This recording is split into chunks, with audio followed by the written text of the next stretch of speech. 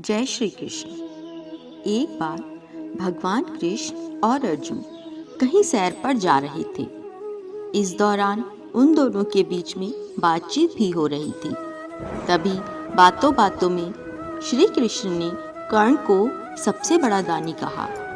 ये बात सुनकर अर्जुन ने कृष्ण से पूछा कि माधव, क्यों कर्ण को दानवीर कहा जाता है और मुझे क्यों नहीं, जबकि दान तो अर्जुन भी करते हैं। ये बात सुनकर भगवान कृष्ण को अर्जुन में अपने दान का अहंकार महसूस होता दिखा।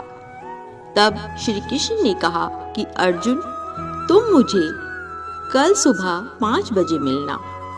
अगले दिन ठीक 5 बजे अर्जुन श्री कृष्ण से मिले तो कृष्ण ने उनसे 2 पर्वतों के नीचे सोने से भरे भंडार के बारे में बताते हुए कहा कि वे उसका सारा सोना गांव वालों के बीच में बांट दें। अर्जुन ने वही किया।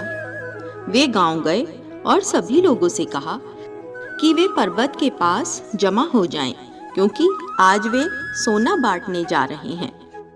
ये सुनकर गांव वाले बहुत खुश हुए और अर्जुन की जय जयकार करनी शुरू कर दी और अर्जुन छाती चौड़ी कर पर्वत की तरफ चल दिए। फिर लगातार 2 दिन और 2 रातों तक अर्जुन ने सोने के भंडार को खोदा और सोना गांव वालों में बांट दिया।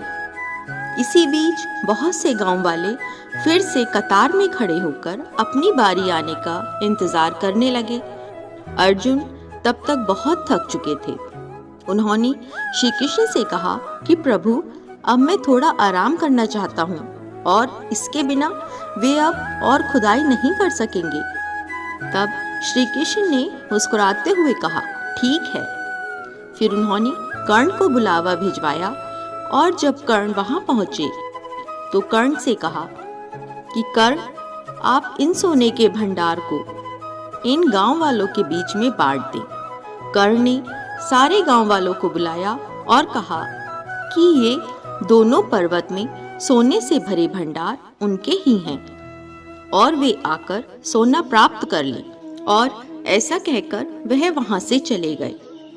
अर्जुन हैरान रह गए और सोचने लगे कि यही ख्याल उनके दिमाग में क्यों नहीं आया। तब श्री कृष्ण मुस्कुराए और अर्जुन से बोले कि तुम्हें सोने से मोह हो गया था। तुम गांव वालों को उतना ही सोना दे रहे थे जितना तुम्हें लगता था कि उन्हें जरूरत है। इसलिए सोने को दान में कितना देना है, इसका आकार तुम खुद तय कर रहे थे। लेकिन कर्ण ने इस तरह से नहीं सोचा। वे नहीं चाहते थे कि कोई उनकी प्रशंसा करे और दान देने के बाद कर्ण वहां से दूर चले गए। और ना ही उन्हें इस बात से कोई फर्क पड़ता था कि कोई उनके पीठ के पीछे उनके बारे में क्या बोल रहा है। इस पर अर्जुन को अपने अहंकारी होने का पता चला और उन्होंने श्री कृष्ण से कहा कि उन्हें आत्मज्ञान हासिल हो चुका है कि दान देने के बदले में धन्यवाद या बधाई की उम्मीद करना उपहार नहीं, सौदा कहलाता है। और मैंने इसकी कामना की, जबकि कर्ण ने सिर्फ अपना धर्म निभाया। इसीलिए सच्चे अर्थों में यही कर्ण सबसे बड़े दानी हैं।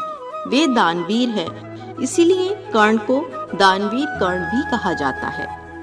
महाभारत के इस संवाद से हमें यह शिक्षा मिलती है कि हम जब भी किसी व्यक्ति को कुछ दान देते हैं और उस पर घमंड करते हैं या उसका सब जगह दिखावा करते हैं, उसका गुणगान करते हैं जिससे लोग हमारी तारीफ करें, तो हमारा सारा दान एक सौदा बनकर रह जाता है जिसका कोई मोल नहीं।